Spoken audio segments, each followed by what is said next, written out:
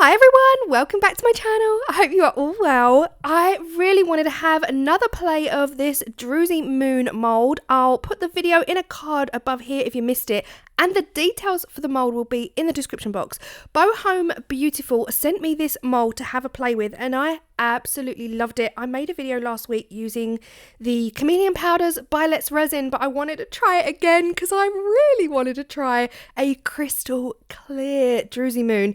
I am using these colours. These colours were actually sent to me by Just For You online. I am an affiliate for Just For You. So again, your discount code is in the description box. They actually sent me so much stuff and I need to work my way through it. I've got glitters and powders and you name it. These are all of the colours. Absolutely beautiful. Now, these are dyes, resin dyes. And you know, Amethyst caught my eye. These are transparent, completely transparent dyes. They are not alcohol inks and they work completely differently to alcohol inks. These are simply a colorant to make your resin a different color, but still crystal clear. So I am going with the amethyst. I just have to. I absolutely have to. I was really, after I did the video last week, I was so happy that I used the Chameleon Powders. But I was really wanting to see what this mould would look like if it was completely crystal clear. The resin I am using is the Just For You online 2-part epoxy, and I mixed some in. I mean, you do have to make sure that you've mixed the resin dye thoroughly because you can get strings, and you'll know what I mean if you've ever tried resin dye. Until it's totally mixed, you'll get these kind of wispy lines and wispy strings, and it looks like, yeah, there's lines in there. I added a little bit more to make it a tad darker because I wanted this to be as ombre as I could possibly get it, so like dark side of the moon and the light side of the moon.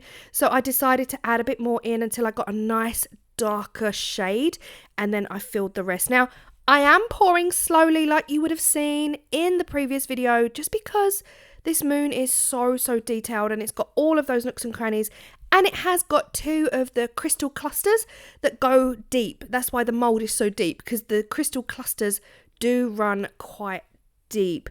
At this point, I was a bit worried because the dark felt like it was taking over the light, but on Demold you can definitely see a lighter tip. So one tip is a lot lighter than the other tip as it moves around to the darker purple, and this was the moment of truth. It is so pretty. So pretty. Again, if you have a mold like this, how you colour it is entirely your choice. That is the beauty of, your own creation. But I really just needed to check this out. I wanted to see what it was going to look like and how sparkly we could get it. I am using my deburring tool. Now, the deburring tool is linked below in my Amazon storefronts under tools. For me, it's easier to do the inner circle. I know there's a word for it. Concave, is it? I don't know. For me, it's so easy to do this inside.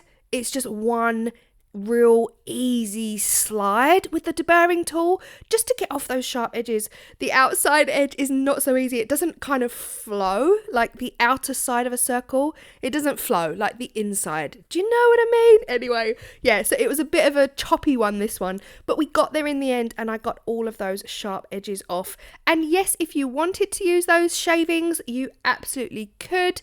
I'm not going to. They're not something that, makes my heart happy and makes my heart sing. But absolutely, you could put them to one side and use them in a future project. If anything, just to bulk out some resin if you need to do that. But it would have to be the same colour. Anyway, here I am, rambling. I know that's a question that would come up. That's why I'm mentioning it. Now, I did have some leftover resin from pouring the Druzy Moon. I wasn't quite sure how I was going to finish this one off. So the skulls are back, these miniature skulls that I really love. I decided to pour the rest of the resin into these miniature skulls, and look at the dark one. I mean, that really is dark compared to the other ones. That was with the darker resin as well. I added it even more. But yeah, they look really, really cool. And I also poured it into one of the Let's Resin crystal molds for absolutely no reason whatsoever, other than I saw it sitting there and I still had resin left over. So I am using a little bit of the isopropyl alcohol just to pop this out. And this honestly reminds me of a Calippo. Once your alcohol is in there, it is literally like a Calippo bar, but not edible, and it just slides straight out. You don't have to worry about your silicone mold. So this crystal tower is beautiful. It's from Let's Resin, but again, you could use that for your rings or any kind of, you know, jewellery or dressing table decoration. And you can see the moon. I've put it up against some white paper.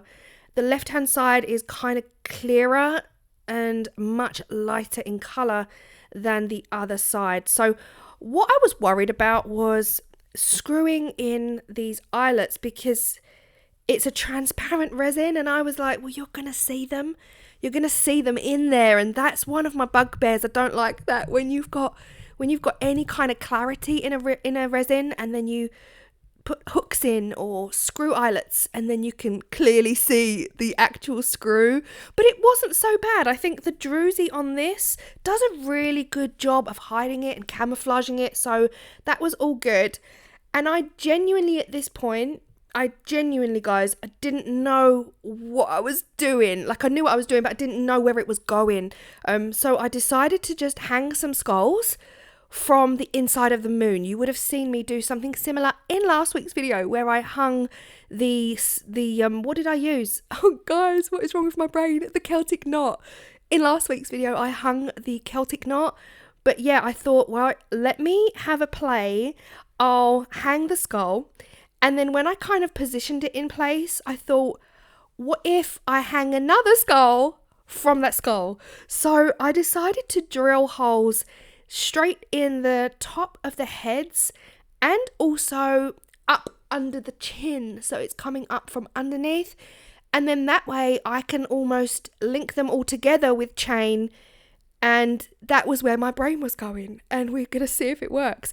I mean, if I'm honest, I would have preferred to attach all of the skulls in like just a straight down dangly motion. But again, this was all me, just having a play. This was an unplanned kind of video, if you like, because I really just wanted to have a play. But anything I do that's unplanned, I still film it because, you know, it's all worth showing you guys. At this point, I thought I could fit 3 skulls into the gap. So the gap between the top and the bottom, I thought it would look really cool with 3 skulls. And 3 skulls is where I was feeling most comfortable. It was, you know, that kind of 3. It's a good number, isn't it? The odd number 3. Everything's got to be odd. Sets of 3 or sets of 5. So I just used these jump rings. I figured I would make my own chain just using a series of jump rings to attach the skull to the top. The angles are not great here, and I'm sorry for that. It's really difficult to film something like this when everything is moving and it's really fiddly, but I hope you can get it. I hope you can see exactly what I'm doing here. But yes, hanging a skull from the top, then I'm going to use another jump ring to attach another skull to the bottom of the top skull, and so on and so on. At this point, I thought there's not enough room for 3. There's just not. They would really be up in each other, like they'd just be too close together. So I decided to just stick to the 2 and add more chain. So every time I was kind of pulling it down to see, is this working? Does this work? And it did. I ended up adding another jump ring to the top, right at the top, so that it was kind of like equal. So now there's 2 jump rings, a skull, a jump ring, and then a skull and 2 jump rings, and that pretty much worked out perfectly, and I like it. So it was basically the top skull. I'm so rambly, I'm so sorry. The top skull only had 1 jump ring, and I really needed it to be central. I needed it to be central for my brain to accept it and for me to be totally happy. Otherwise, it just would have looked a little bit silly, just 1 jump ring at the top and 10 at the bottom. It just didn't work at all. So taking it off, putting it back, it was super, super long and fiddly, but in the end, we got there. So again, I'm sorry for the rambling, but I wanted to talk you through exactly what happened and all of the fiddliness that went along with this. It wasn't as straightforward as maybe it looks in the video. It was just a case of playing with the jump rings and finding out the spacings. What was the most perfect spacing for my eyes to be able to be happy, for the aesthetic to fully work. Again, I've done exactly what I did in the last video. I've added a screw eyelet right to the top of the moon, trying to get the counterbalance right. Again, it was a bit different this time because I've got some weight in there. I've got those skulls that are really weighty, so they're pulling the moon in the other direction. So making sure that I've got the counterbalance right. Let me know your thoughts. Would I do anything differently? Yes. Yes, again, I would. I think if I was to do this again, I would make the crystal clusters dark. So I would definitely, like the bottom skull, I would make those super dark like the bottom skull. And then the rest I would just have in that stunning light amethyst. Let me know what you guys think of this. I absolutely love it in the crystal clear. Like, it was definitely something I wanted to try. I wasn't planning on doing it this year. I was just going to hold on to the mold until next year or until I do anything space related. But I love it. The colours from Just For You Online are gorgeous as well. The skulls hanging in between the moon, to me, I adore this kind of chain aesthetic. I know it won't be everyone's cup of tea, but I think it looks super funny with the two skulls just hanging there. It really was a case of playing around and getting the chain right, getting it all right so it looks, you know, symmetrical, it looks even, and it looks aesthetically pleasing. But I hope you have enjoyed this one, and I am sorry about rambling on the chain, but that was definitely an important factor to take into consideration, and just having a play and seeing for yourself what works best for you. I will see you all in the next video. Bye.